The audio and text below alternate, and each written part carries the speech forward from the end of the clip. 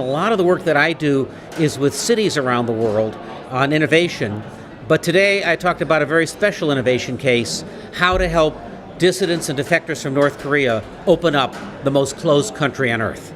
You know, in late December, there was this moment when the film The Interview was being banned, and we thought our free speech was kind of at risk, and North Korea was staging a cyber attack on the United States. And we thought the focus should be on the actual people in North Korea who are living under very harsh conditions in a repressed society. So we wanted to focus the attention of the film back on the North Korean people, and we call that Hack Them Back.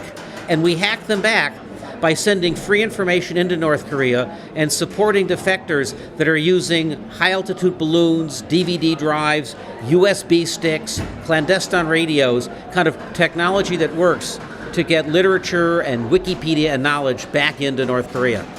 Well, it's one of the ways that you can get something into a land where no one is allowed to go.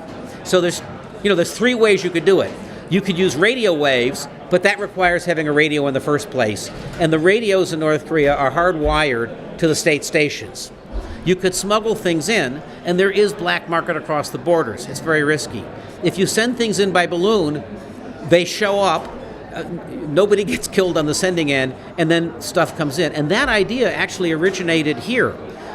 It was in Germany during the Cold War that balloons were sent from West Germany into Czechoslovakia to bring similar stuff, literature, leaflets, newspapers. So we're resurrecting a technique that's been used for a long time for freedom. If you go to the demilitarized zone that's just south of the north, you launch a hydrogen-nitrogen balloon that goes up into the stratosphere.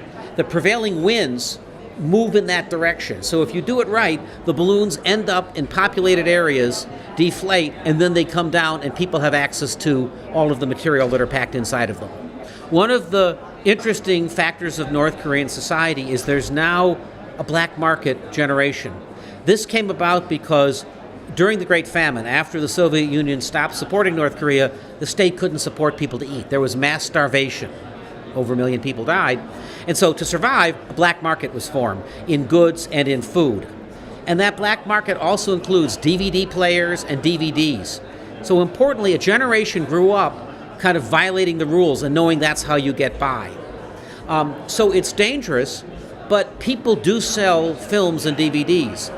I think it's particularly dangerous if people are looking at politically charged literature. So for example, The Interview, this funny movie that makes fun of North Korea, well, the North Korean state is really worried about it because it kind of defrocks or makes a joke of their leader who's supposed to be a god. And we know that they've assigned a 3-star general to keep the movie out. It's a major offense. They're trying to shut it down around the world. So it's dangerous. People look at the movies clandestinely, alone, in closed rooms. But the thing is, they appear to care for freedom enough that they take that risk. You know, it's like people in the communist era took a risk to go look at clandestine material. And the defectors who come out, who help bring stuff back in, are doing it to support their friends who they know want to see this information. Well, I think that's the thing that interested me the most. I saw the film on Christmas Eve, and all of us looking at it thought, what would a North Korean make of this? This is American bathroom humor. It's people acting silly. What would it look like through the mind of someone that doesn't know who Katy Perry is or any of the cultural references? And so we went out to ask. We actually found North Korean defectors, showed them the movie, and here's what they told us. All of the scenes that talked about freedom, they really liked.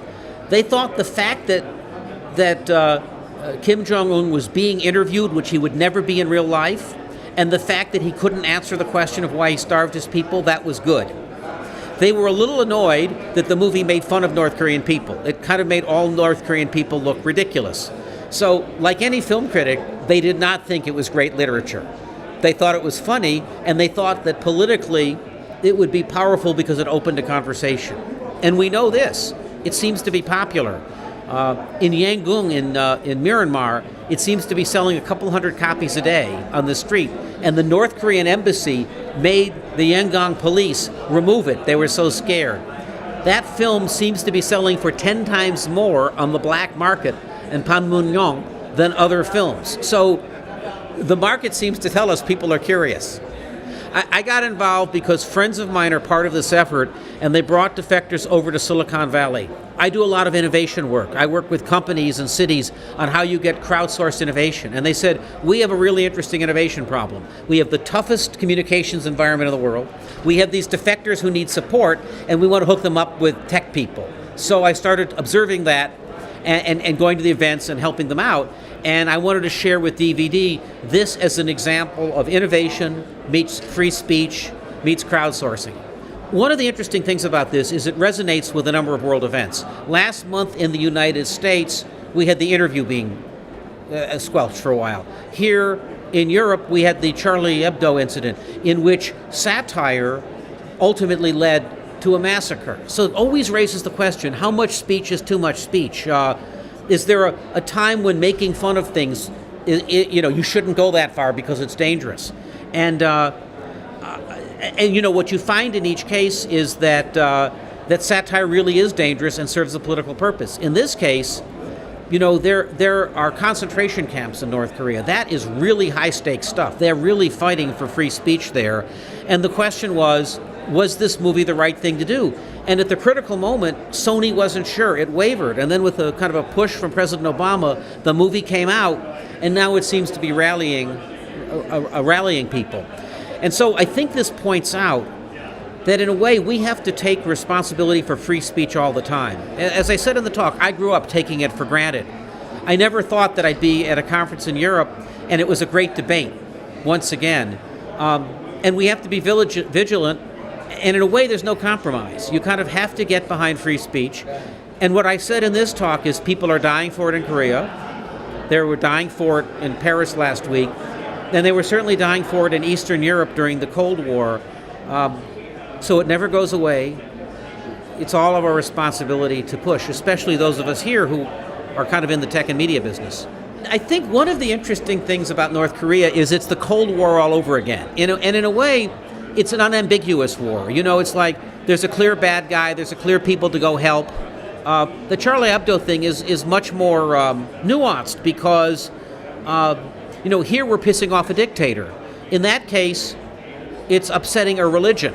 Well, you can't go after a religion because, most of those people aren't causing a problem. There's a belief system. So it's a different, tougher issue. This is less ambiguous, but it does hearken to a really interesting tradition. And I also gave the example of when Charlie Chaplin made The Great Dictator, he wasn't sure he should release it. The movie studios didn't want to release the film. A lot of people in Europe said, you'll only make the Jewish situation worse. And then at the last moment, he realized the situation in Europe is so bad, there's nothing funny about Hitler. Maybe I'm an idiot to make this movie. And it was President Roosevelt who helped say you have to get the movie out. So I think it shows that, when you're doing satire, biting satire that's political, these difficult questions always come up. In a way, what happened in Paris this week is nothing new, but it doesn't make it easier. There's a great way to support our effort. If you go to hackthemback.com, that is an Indiegogo campaign where you'll see how it is that a bunch of people in the tech and media industry have come together to support North Korea, how it is that the defectors are coming up with amazing ways of getting information in, and you can learn the latest, and you can support it at hackthemback.com. Yeah, we are in such a moment of reinvention in the internet. We're just at the moment where the internet is going from digital to physical, with the Internet of Things, with new forms of advanced manufacturing. It's also very clear that the media environment is suddenly switching to kind of a very complete mobile, always-on environment. And the nature of the internet itself, I think, is changing. We're now having to build a new internet that thinks more about security, more about privacy, more about identity. The emergence of the Internet of Money and Bitcoin. So in a way, we're moving from kind of the messaging and content era into a much more pervasive era. So I think that this, by the way, an era where we don't have all the answers, that cuts on both sides. So I think the theme is right on. The grammar of the internet is borderless. The grammar of the internet are people who are connected. But nationalism is rising up. You're actually finding there are blocks, right? So Syria, Soviet Union, China, the unfree people want massive control. The European bloc has a much stronger privacy sensibility. The American bloc is more libertarian. What it really points out is that as so much of our lives is going online, our cells are going online, governance goes online, and what would that look like? People have often talked about world government and they thought of world physical government. Well, now you have the global internet, you have to deal with it. Here we are.